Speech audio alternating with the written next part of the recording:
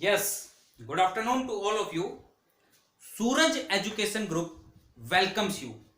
I am Dr. Pankaj and today I would like to discuss about ART, one of the most important topic of 12th class, that is assisted reproductive technologies.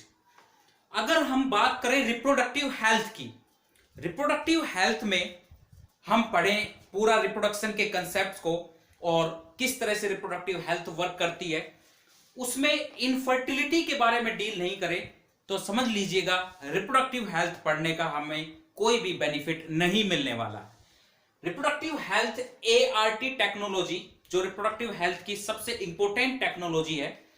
आपने infertility देखा है, infertility now it is infertility one of the most common problems not only in India but all around the globe. पूरे globe में ही अगर हम बात करें तो बहुत सारे पार्टनर्स ऐसे हैं मेल और फीमेल जो कंसीव नहीं कर पाते हैं, जिनमें गैमेट्स भी अच्छे से बन रहे हैं फिर भी कंसीव नहीं हो पा रहे हैं, जिसमें जाइगोट भी बन रहा है देन कंसीव नहीं कर पा रहे हैं, फिर जिसमें एग प्रोडक्शन हो रही है नहीं कंसीव कर पा रहे हैं, स्पर्म प्रोडक्शन हो रही है फिर भी नहीं कंसीव कर पा रहे हैं। तो उस केस में इनफर्टिलिटी की प्रॉब्लम्स कॉमनली सीन होती है। इनफर्टिलिटी बहुत सारे केसेस ऐसे होते हैं जो इनफर्टिलिटी की प्रॉब्लम्स को डील करते हैं। स्पर्म काउंट कम होना हो सकता है, उस स्पर्म में फ्लैजिला का मूवमेंट कम हो सकता है, एग का साइज छोटा हो सकता है, एग प्रोडक्शन बेटर वे से नहीं हो पा रहा, बहुत सारे ऐसे कॉम्प्लिकेशंस है। सो कंसीव करने के लिए उन कपल्स को चाइल्ड कहते हैं ना, चाइल्ड तो सभी को चाहिए होता है इन फ्यूचर चलाने के लिए भी, और वैसे भी एक पेरेंट्स, हर कोई पेरेंट चाहता है कि वो उनका चाइल्ड हो। तो उन चाइल्ड की फॉर्मेशन के लिए जो टेक्नोलॉजीज हम बनाएंगे that is known as ART, assisted reproductive technology. The full form of ART that is assisted reproductive technology. In case of assisted reproductive technology, there are basically two parts, that is in vitro fertilization and in vivo fertilization. Two types of fertilization takes place, in vitro, in vivo. In vitro की बात की जाए, अगर fertilization lab में करवाया जाए that is also called test tube fertilization. अगर fertilization lab condition में provide करवाया जाए, such type of fertilization is known as in vitro fertilization. and अगर fertilization बॉडी के इनसाइड करवाया जाए, such type of fertilization is known as in vivo fertilization. that is two important term. तो देखिए उस टर्म से रिलेटेड हम काफी कंसेप्ट्स आज पढ़ने वाले हैं। आईवीएफ इन विट्रो फर्टिलाइजेशन, उसमें हम काफी टर्म्स पढ़ेंगे। पूरी एआरटी की टर्म्स अगर हम देखें तो ZIFT हम डिस्कस करने वाले हैं, GIFT हम डिस्कस करने वाले हैं, ICSI हम डिस्कस करने वाले हैं, और आर्टिफिशियल इंसेमिनेशन हम डिस्कस करने वाले हैं। AI that is called AI हम डिस्कस करने वाले हैं। ZIFT that is known as GIFT, GIFT is known as GIFT, ICSI is known as XII, AI is known as artificial insemination. So first term ZIFT means zygote intrafallopian transfer, ZIFT, gift. GIFT that is known as gift, gamete intrafallopian transfer. full form exams में बहुत पूछी जाती है। XII intracytoplasmic sperm injection and AI that is known as artificial insemination. और इसी के साथ हमारी एक और आती है IUT. IUT means intra-uterus transfer, intra-uterine transfer भी आप कह सकते हैं।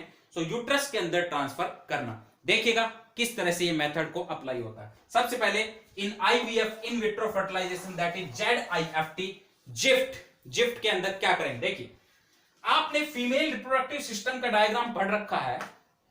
इस फीमेल रिप्रोडक्टिव सिस्टम में जैसा कि हमने बताया कि ये कंसीव, सपोज इसकी फैलोपियन ट्यूब ब्लॉक हो चुकी है, कंसीव नहीं कर पाई किसी भी रीजन से, या इसके पार्टनर के पास स्पर्म काउंट कम है, कोई भी रीजन हो सकता है। तो उस केस में क्या करेंगे, उस केस में हमने इसके एग को बाहर निकाला। वो एग दो तरह से कंडीशन अप्लाई करेंगे, ध्यान रखेंगे।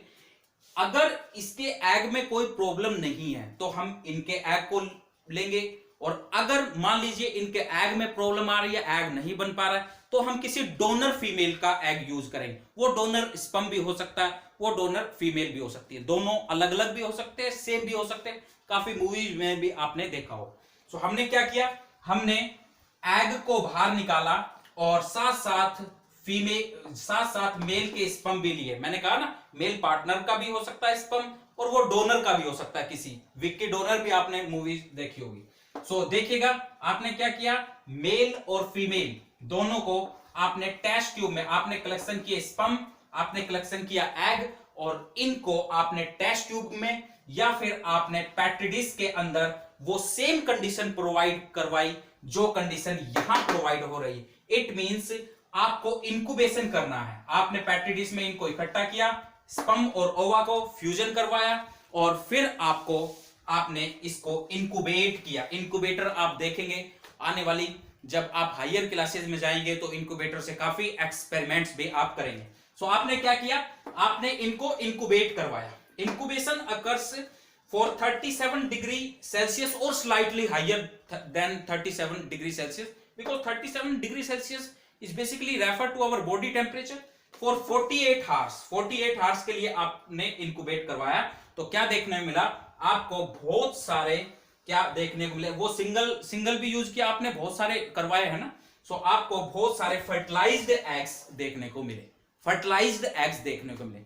अब इनमें से किसी एक फर्टिलाइज्ड एग को आपने ट्रांसफर करवाया, कहां, वो यूट्रस में भी ट्रांसफर होता है और वो फैलोपियन ट्रांसफर भी होता है। अब वो देखिए किन कंडीशन में यूट्रस में ट्रांसफर होगा और किन कंडीशन में फैलोपियन ट्यूब में ट्रांसफर किया जाएगा। तो देखिएगा, जाइगोट फॉर्मेशन जब हुई थी, सो प्रीवियसली हमने देखा था क्लीवेज पढ़ते टाइम कि जिसको क्लीवेज का लेक्चर जानना है वो हमारे YouTube साइट सूरज एजुकेशन पर जाकर क्लीवेज का लेक्चर दोबारा से रीड कर सकता है।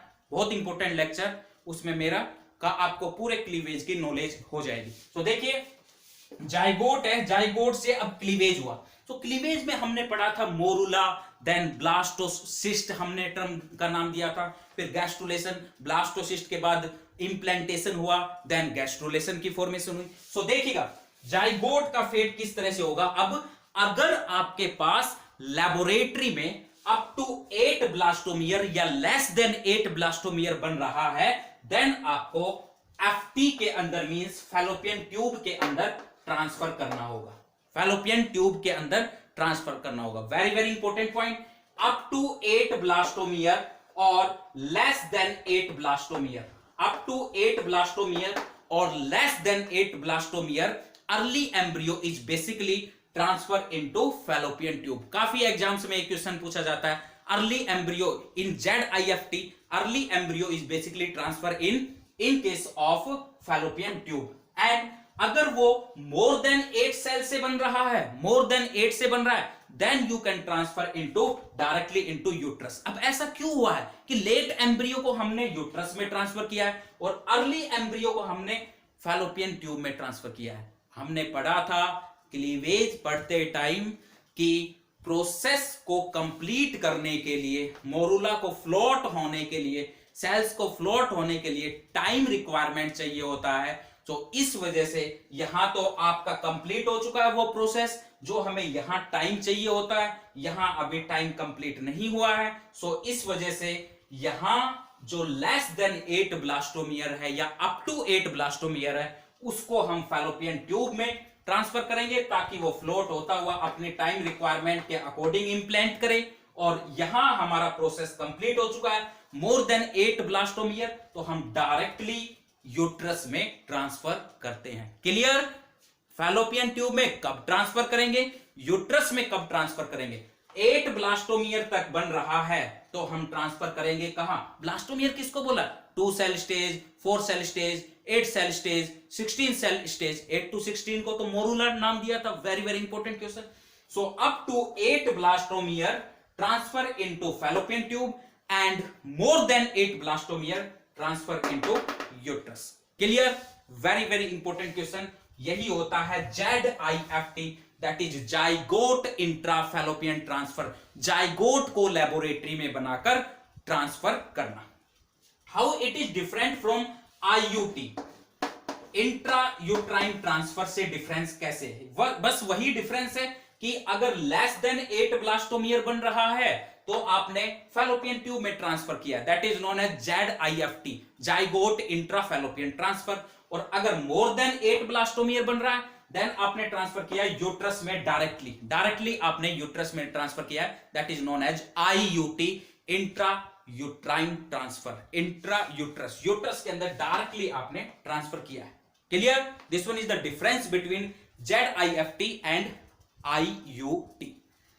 नेक्स्ट पॉइंट, अब ये कुछ एग्स आपके पास बच गए, आपने तो एक ही एग को किया है ना, कुछ एग्स बच गए, उसको आपने फ्रोजन कर दिया। फ्रोजन कहां करेंगे? With the help of deep freezer हम करेंगे, क्रायो प्रिजर्वेशन के थ्रू करेंगे। अंडर, याद कीजिए क्रायो प्रिजर्वेशन में कितना टेम्परेचर हम लेते हैं और लिक्विड नाइट्रोजन लेते हैं या नहीं लेते हैं, आप सभी को बहुत अच्छे से पता है क्रायो प्रिजर्वेशन क्या होता है। तो क्रायो प्रिजर्वेशन के थ्रू हम फ्रोजन करेंगे बचे हुए एग्स को, ताकि मान लीजिए सपोज अगर ये इसके बाद भी कंसीव नहीं हो पाया, किसी भी रीजन से इसके बाद भी कंसीव नहीं हो पाया, तो हमारे पास सेविंग फ्रोजन जो है, फ्रोज्ड है एग्स, उसको हम दोबारा से फिर से प्रोसीजर के लिए यूज करेंगे। Clear? ZIFT। Next point, GIFT, that is known as GIFT. It is the conventional method. Old method में ये जाना जाता था, लेकिन आजकल IVF ही करते हैं, उसमें भी ZIFT करते। क्यों? इसकी सक्सेस रेट काफी ज्यादा है। अगर हम बात करें सक्सेस रेट की तो 40 to 50% की success rate according to our medical science देखने को मिलती है। बहुत ज्यादा सक्सेस रेट तो नहीं है, लेकिन अभी इस पर वर्क चल रहा हुआ है इसको और सक्सेस करवाने के लिए। सो देखिए GIFT की फुल फॉर्म होती है gamete intra fallopian transfer.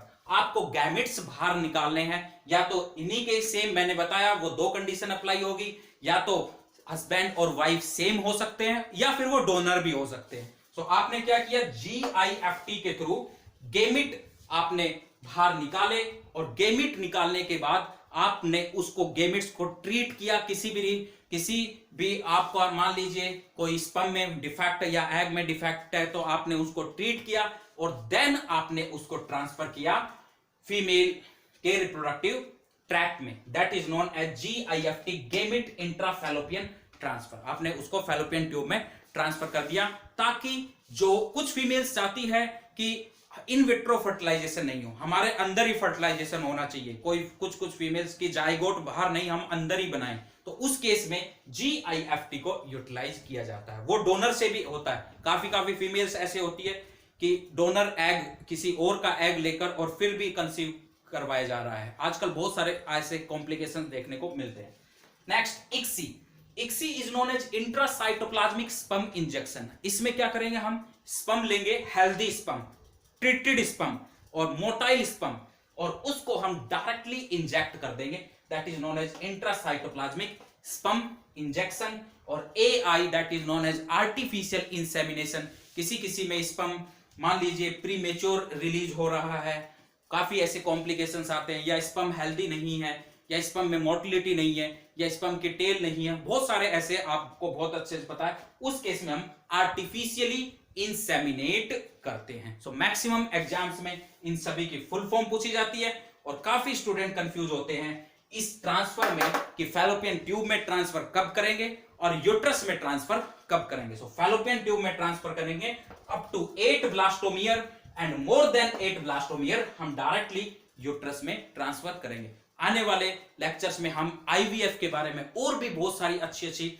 Details आप लोगों से शेयर करेंगे। सूरज एजुकेशन ग्रुप हमेशा स्टूडेंट्स के वेलफेयर के लिए काम करता है। आप बने रहें हमारे YouTube साइट पर, शेयर और सब्सक्राइब करना मत भूलिएगा। Thank you.